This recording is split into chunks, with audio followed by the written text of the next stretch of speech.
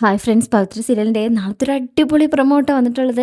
അതായത് ഇപ്പോൾ അവർ ക്ഷേത്ര ദർശനത്തിലാണല്ലോ. അങ്ങനെ ഇപ്പോൾ വിക്രം തെറ്റുകാരനല്ലെന്ന് മാഷ് അറിഞ്ഞിരിക്കുകയാണ്. അതുകൊണ്ട് തന്നെ പഴയതുപോലത്തെ ആ ഒരു സ്നേഹം വിക്രമിനോട് ഇപ്പോൾ മാഷിനുണ്ട്.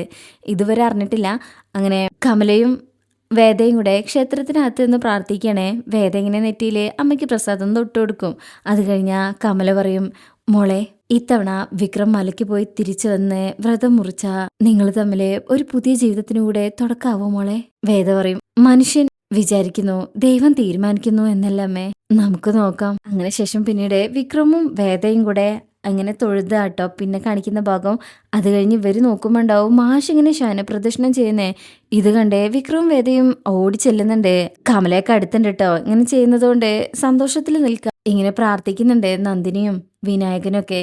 ഈ സമയം വിക്രം ഓടിച്ചെന്ന് മാഷെ പിടിച്ച് എഴുന്നേൽപ്പിക്കുകയാണെ. അപ്പോഴേക്കും പ്രദക്ഷിണം കഴിഞ്ഞിട്ടുണ്ട്.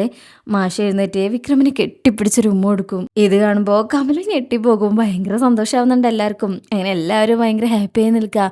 ഈ സമയം മാഷ് പെട്ടെന്ന് ബോധം കെട്ടു പോവാണേ. മാഷിന്റെ എന്താ സംഭവിച്ചെന്നറിയില്ല. ഇനി അറ്റാക്ക് വന്നതാണോ ഒന്നും തന്നെ അറിയില്ല. ഇനിയിപ്പോൾ പ്രഷർ കൂടുകയാണോ അതോ വേറെ എന്ത് സംഭവിച്ചാന്നറിയില്ല. മാഷിങ്ങനെ ബോധം കെട്ട് താഴേക്ക് ഇങ്ങനെ വീഴുന്നതും എല്ലാവരും ഞെട്ടി നിൽക്കുന്നതും ഒക്കെയാണ് ഈ ഭാഗത്തുള്ളത്.